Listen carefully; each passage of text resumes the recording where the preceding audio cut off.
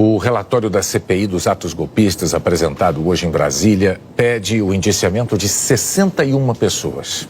Entre elas, o ex-presidente Jair Bolsonaro, 5 ex-ministros e militares. A votação desse documento está prevista para amanhã. A relatora senadora Elisiane Gama, do PSD, dividiu o relatório em 8 partes e recomendou ao Ministério Público o indiciamento de civis e militares que teriam cometido 26 crimes. Segundo o relatório, o ex-presidente Jair Bolsonaro, do PL, deve ser responsabilizado pelos crimes de violência política, associação criminosa, abolição violenta do Estado Democrático de Direito e golpe de Estado.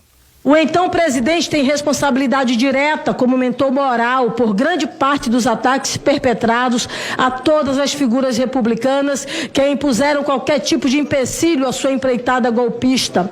Agentes públicos, jornalistas, empresários, militares, membros dos poderes, todos sofreram ataques incessantes por parte de Jair Bolsonaro e de seus apoiadores, muitos deles ocupantes de cargos públicos que se utilizavam da máquina estatal para coagir e agredir pessoas. 5 ministros do governo Bolsonaro também estão na lista: Anderson Torres, Walter Braga Neto, Augusto Heleno, Luiz Eduardo Ramos e Paulo Sérgio Nogueira de Oliveira.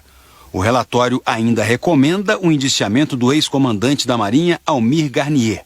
Segundo delação do tenente-coronel Mauro Cid, ele deu apoio a um plano de golpe de Bolsonaro. A relatora sugere também o indiciamento do ex-comandante do Exército, general Freire Gomes, por não ter impedido os acampamentos golpistas em Brasília. Mas Elisiane Gama afirmou que as Forças Armadas, como um todo, tiveram um papel importante para evitar a ruptura da democracia, com uma postura constitucional como parte do arranjo institucional que impediu o golpe.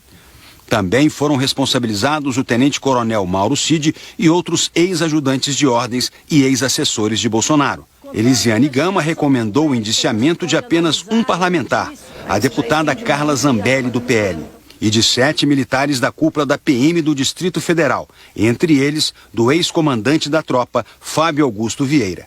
Eles são investigados por omissão no dia da tentativa de golpe. O ex-diretor da Polícia Rodoviária Federal, Silvinei Vasques, foi apontado no relatório como responsável por 8 crimes, incluindo criar dificuldades para os eleitores votarem no segundo turno das eleições presidenciais.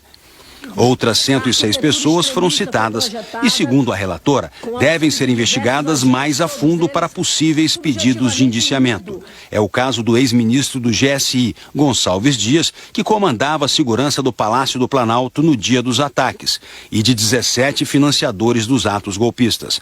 Na lista estão também o ex-assessor internacional de Bolsonaro, Felipe Martins, e o advogado Amaury Feres Saad. Segundo Elisiane, Martins teria contado com a assessoria de Amaury Saad para subsidiar juridicamente teses golpistas. A relatora afirma que foi Felipe Martins quem escreveu e levou a minuta do golpe para Bolsonaro numa reunião após as eleições para avaliar um possível golpe de Estado. Se for aprovado, o relatório será encaminhado à Procuradoria-Geral da República e à Advocacia-Geral da União para a tomada de decisões. O Ministério Público é que vai decidir se há elementos no relatório para a abertura de novas investigações, se o material deve reforçar apurações já existentes ou mesmo se é o caso de arquivamento dos pedidos.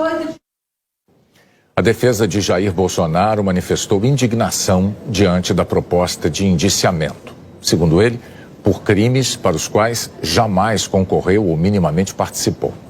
A defesa do ex-presidente afirmou que a proposta é parcial, tendenciosa e pavimentada por viés político e não jurídico, e que Bolsonaro não foi convocado para falar e não teve o direito de defesa.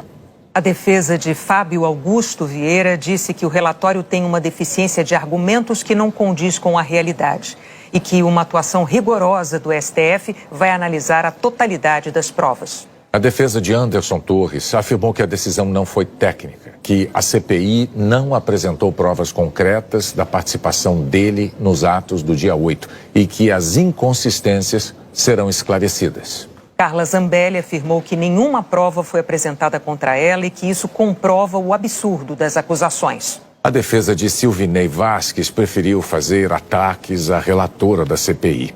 Os outros citados não deram retorno ao nosso contato.